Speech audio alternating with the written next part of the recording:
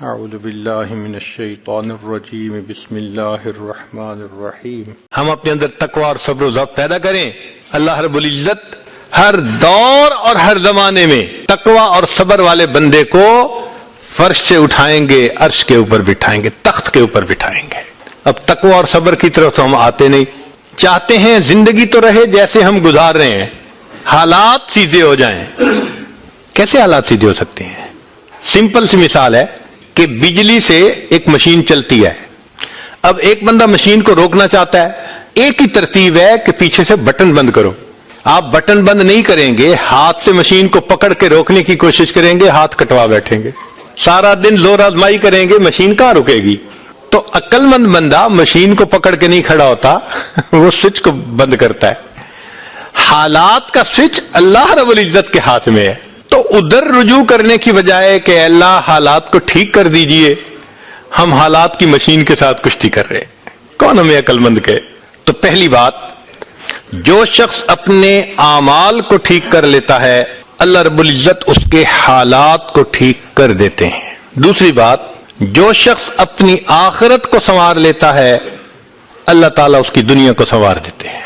ہم پھر الٹے چاہتے ہیں کہ پہلے دنیا سنورے پھر ہم آخرت سنواریں گے، یہاں پھر ہم غلطی کرتے ہیں، دن رات دنیا سنوارنے میں لگے ہوئے ہیں، پزل بنی ہوئی ہے، ایک حصہ جوڑتے ہیں تو دوسرا ٹوٹتا ہے، وہ توڑتے ہیں تو پہلا ٹوٹتا ہے، ہر بندہ لگا ہوا ہے اسی کوشش میں۔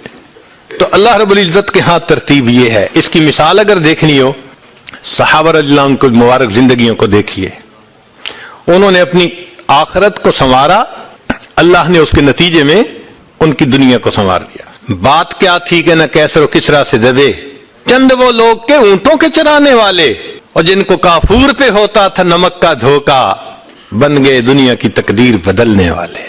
انہوں نے اپنی آخرت کو سنوارا، اللہ نے دنیا سنواری۔ کیسے؟ اطمینان، اتنا اطمینان کہ یمن سے جوان عورت چلتی ہے اور مدینہ طیبہ پہنچتی ہے اور پورے راستے میں کوئی اس کی طرف آنکھ اٹھا کر دیکھنے والا نہیں ہوتا۔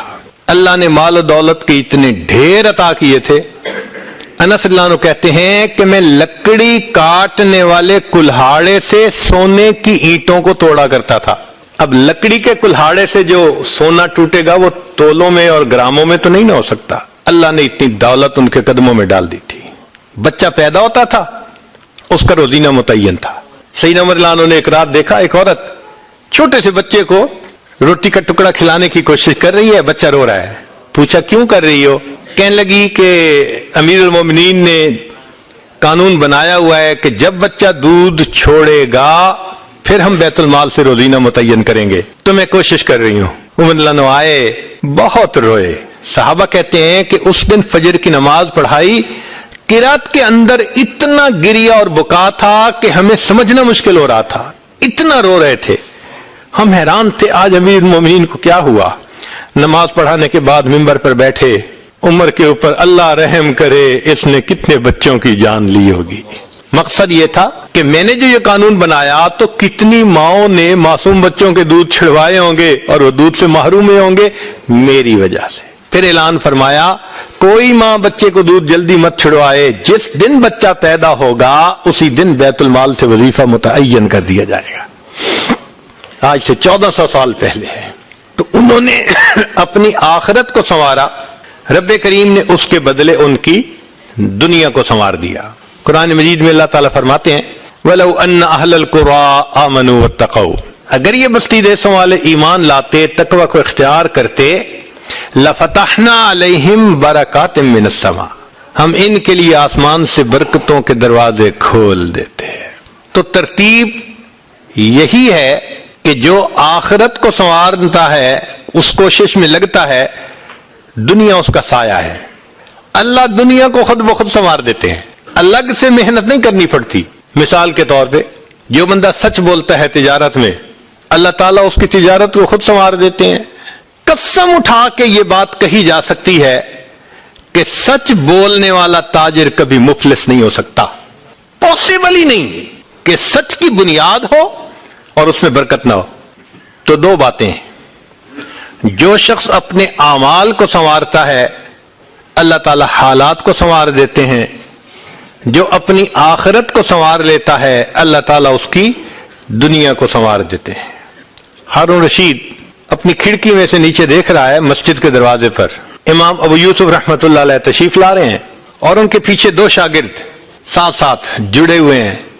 دونوں چاہتے ہیں کہ میں جوتے اٹھاؤں، ہر ایک اس کوشش میں ہے۔ جب امام ابو یوسف رحمۃ اللہ نے جوتے اتارے تو ان میں سے ایک بچے کا ہاتھ ایک جوتے پہ پڑا، دوسرے کا ہاتھ دوسرے جوتے پہ پڑا، دونوں نے ایک ایک جوتا اٹھا لیا۔ پھر انہوں نے فوراً آپس میں یہ طے کر لیا کہ ایک نے کپڑا بچھایا، رومال، ایک نے بھی جوتا ڈالا، دوسرے نے بھی اس میں ڈال دیا، ایک نے ایک طرف سے پکڑ لیا، دوسرے نے دوسری طرف سے، کہ دونوں کو جوتے اٹھانے کا اجر مل جائے۔ حضرت آگے جا رہے ہیں اور پیچھے دو طالب علم اس طرح جوتے لے کے جا رہے ہیں کہ رومال کے اندر جوتے ہیں، ایک نے بھی پکڑا ہوا ہے دوسرے نے بھی پکڑا ہوا ہے۔ ہارون رشید نے دیکھا تو ٹھنڈی سانس لی۔ بیوی نے پوچھا ہارون رشید کیا ہوا؟ کہنے لگا یوں تو دنیا ہمیں بادشاہ کہتی ہے، ہمارے جوتے اٹھانے کے لیے بھلا کون جھگڑتا ہے؟ یوں تو دنیا ہمیں بادشاہ کہتی ہے، ہمارے جوتے اٹھانے کے لیے بھلا کون جھگڑتا ہے۔ جو آخرت سنوارتا ہے اللہ ایسے دنیا سنوارتے ہیں کہ دنیا جوتے اٹھانے کے لیے جھگڑتی ہے آپس میں۔ سفیان ثوری رحمت اللہ علیہ کے پاس ایک شخص آیا، حضرت میری ایک تمنا پوری کر دیں۔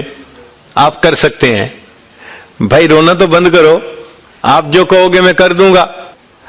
حضرت میں آپ کو کپڑے نئے بنوا کے دیا کروں گا، آپ نہ نہیں کریں گے، ان کو لیں گے اور پہن کے پھر آپ درس حدیث کیا کریں گے۔ فرمایا بہت اچھا۔ کتابوں میں لکھا ہے کہ وہ شخص سفیان ثوری رحمت اللہ علیہ کو سال کے 365 لباس بنوا کے دیتا تھا، ڈیلی نیا لباس آتا تھا، پرانا اتار کے صدقہ کر دیتے تھے، نیا لباس پہن کے حدیث کا درس دیا کرتے تھے۔ کوئی نواب تو بتائیں ذرا جو سال کے 365 نئے سوٹ پہنتا ہو؟ ہے کوئی مالدار؟ بزنس والے ہوں گے یہاں، اچھی نوکریوں والے ہوں گے، کبھی کسی نے سال کے 365 نئے سوٹ بنوائے؟ یہ دنیا کی لائن پہ نعمت نہیں ملتی، یہ دین کی لائن پہ ملا کرتی ہے۔ تو فرمایا کہ جو اپنی آخرت کو سنوار لیتا ہے اللہ تعالیٰ اس کی دنیا کو سنوار دیتے ہیں۔ چنانچہ ایک سیاح ہندوستان آیا گھومنے پھرنے کے لیے، اجمیر شریف بھی گیا، وہاں اس نے حضرت خواجہ معین الدین چشتی اجمیری رحمت اللہ علیہ کے مزار پہ دیکھا مسلمان بھی آ رہے ہیں اور ہندو بھی آ رہے ہیں اور سکھ بھی آ رہے ہیں۔ اللہ کی شان، اللہ رجوع دے دیتا ہے نا، سبھی آ رہے ہیں، دعائیں مانگ رہے ہیں۔ تو وہ بڑا حیران کہ ہر کمیونٹی کے لوگ آ رہے ہیں، ہر مذہب کے لوگ آ رہے ہیں۔ تو جب واپس گیا تو بیوی نے پوچھا کہ بتائیں آپ نے کون سی انوکھی چیز وہاں دیکھی؟ تو اس نے کہا ہاں میں نے ایک چیز انوکھی دیکھی کہ ایک شخص قبر میں لیٹا ہوا تھا مگر لوگوں کے دلوں پر حکومت کر رہا تھا۔ ایک شخص قبر میں لیٹا ہوا تھا مگر لوگوں کے دلوں پہ حکومت کر رہا تھا۔ اللہ تعالیٰ یوں دنیا سنوارتے ہیں۔ تو دو باتیں، جو شخص اپنی اعمال کو سنوار لیتا ہے اللہ تعالیٰ اس کے حالات کو سنوار دیتے ہیں، اور جو شخص اپنی آخرت کو سنوار لیتا ہے اللہ تعالیٰ اس کی دنیا کو سنوار دیتے ہیں۔ تیسری بات کہ جو شخص اللہ رب العزت سے اپنے تعلق کو سنوار لیتا ہے اللہ مخلوق سے اسے تعلق کو سنوار دیتے ہیں۔